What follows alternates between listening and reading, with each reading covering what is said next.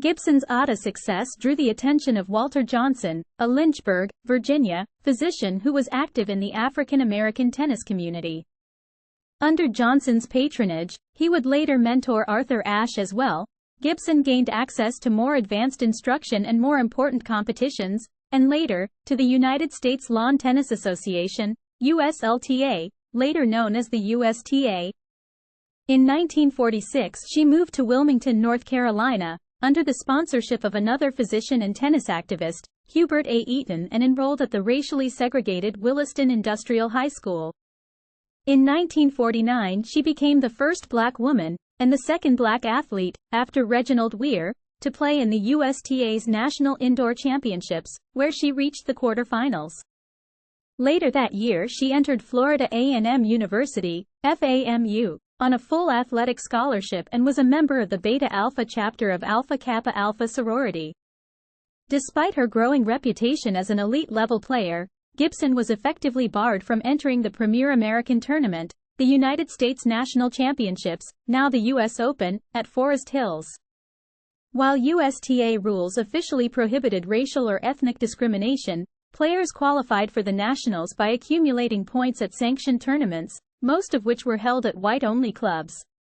In 1950, in response to intense lobbying by ATA officials and retired champion Alice Marble, who published a scathing open letter in the magazine American Lawn Tennis, Gibson became the first black player to receive an invitation to the Nationals, where she made her Forest Hills debut a few days after her 23rd birthday.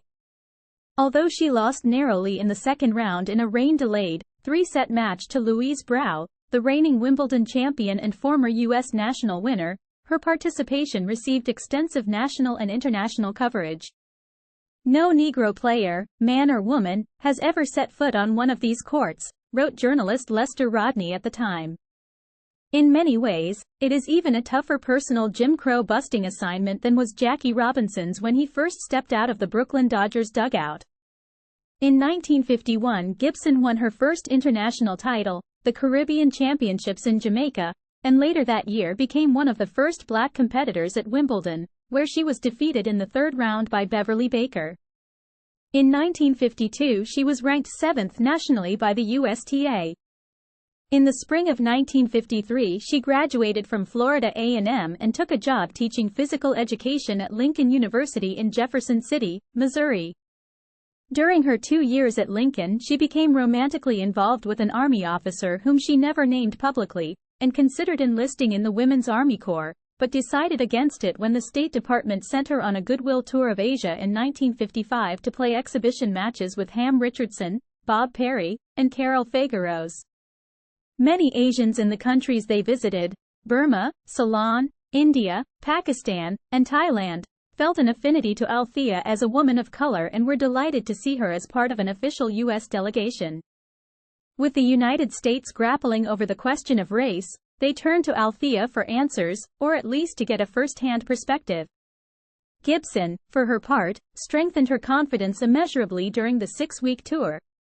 When it was over, she remained abroad, winning 16 of 18 tournaments in Europe and Asia against many of the world's best players. In 1956, Gibson became the first African-American athlete to win a Grand Slam tournament, the French Championship singles event. She also won the doubles title, partnered with Britain Angela Buxton. Later in the season she won the Wimbledon doubles championship, again with Buxton, the Italian championships in Rome, the Indian Championships in New Delhi and the Asian Championship in Ceylon. She also reached the quarterfinals in singles at Wimbledon and the finals at the U.S. Nationals, losing both to Shirley Fry.